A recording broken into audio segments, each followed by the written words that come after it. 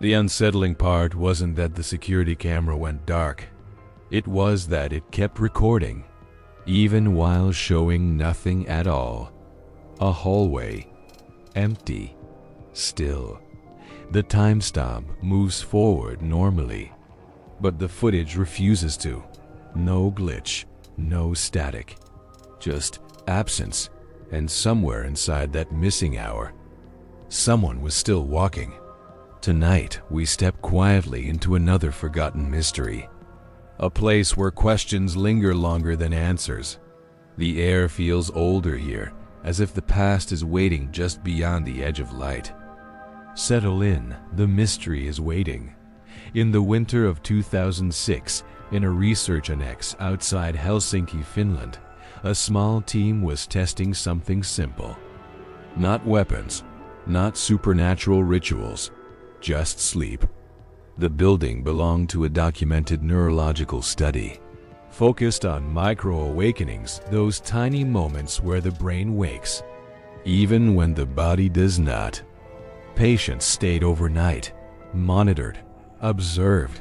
Everything was routine, until one night. One subject's data refused to align with reality. But that was only the first detail that refused to make sense. The subject was a 32-year-old man, identified only in records as patient L. No history of delusion, no diagnosed psychosis. A quiet accountant, ordinary life, ordinary mind. He entered this study for one reason. He kept waking up, convinced someone had spoken to him. In the seconds between sleep and consciousness, the researchers called it hypnopompic intrusion unknown phenomenon, the brain misfiring as it climbs out of dreaming. But there were early warning signs. Patient L's sleep journal contained a repeated sentence, "I don't think I'm waking up alone." Officially, it was filed as anxiety. Unofficially, some staff admitted they began avoiding his room at night, not because of what he did, but because of how quiet he became afterward. On the fourth night, they placed extra monitors, EEG, pulse, audio recorders. At 2:17 a.m., patient L's brain showed sudden waking activity, sharp, immediate. But the cameras showed him still, lying motionless, breathing slow, then something stranger. At 2:18, the hallway microphone picked up footsteps, soft, bare, measured like someone pacing, but his door sensor never opened.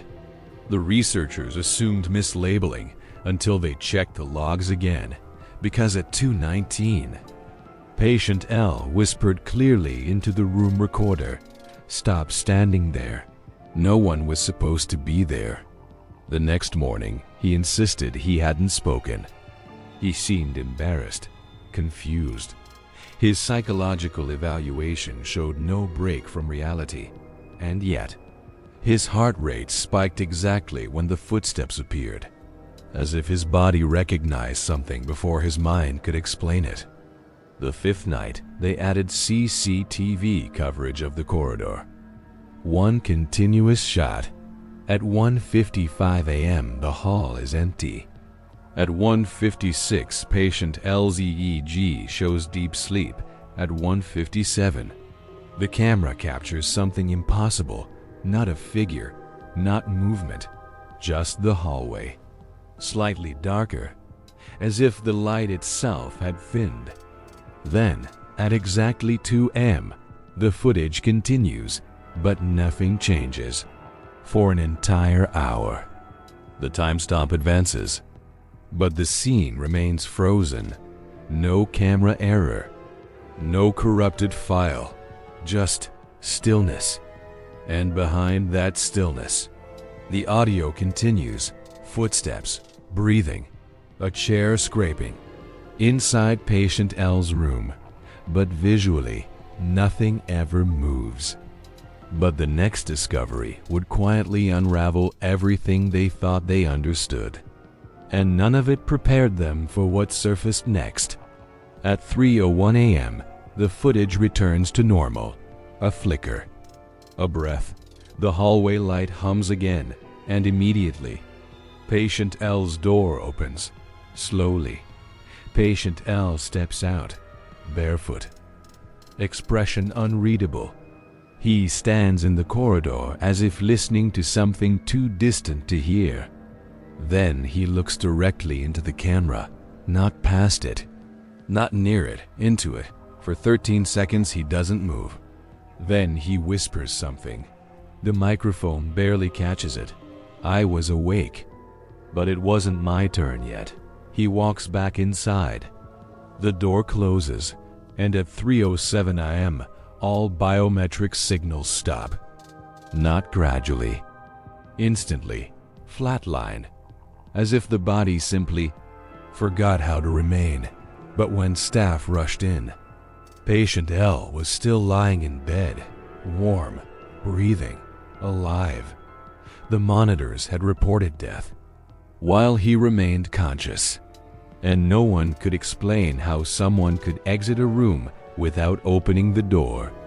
During an hour the camera insists never happened.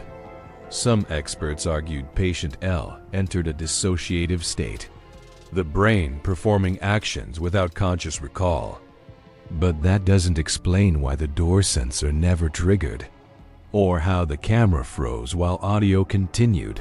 A technical fault. A rare timing desync between video and audio streams, reasonable, documented, but investigators noted. The file showed no corruption. The system logged normal operation, and the stillness was too perfect, too intentional. When researchers anticipate anomaly, they begin seeing patterns in noise, but the recordings existed independent of human memory. The data didn't rely on belief, it relied on machines. Some believe the missing hour was not an accident, but removed. A clean deletion covered by looping still frames, not supernatural. Just human systems protecting themselves from what they cannot admit. But even that theory collapses under one detail. Patient L's whisper, captured before anyone knew an hour was missing at all. The study was quietly terminated. Patient L was discharged with no diagnosis, no further contact, no closure. Only sealed files and a corridor that no longer exists in the building's updated blueprint. Some mysteries don't end in answers, only in echoes. Because the most disturbing thought is not that something impossible happened, but that reality, under the right conditions, can quietly misalign, and we would never notice until the recording plays back wrong. Which explanation feels closest? And which one unsettles you the most?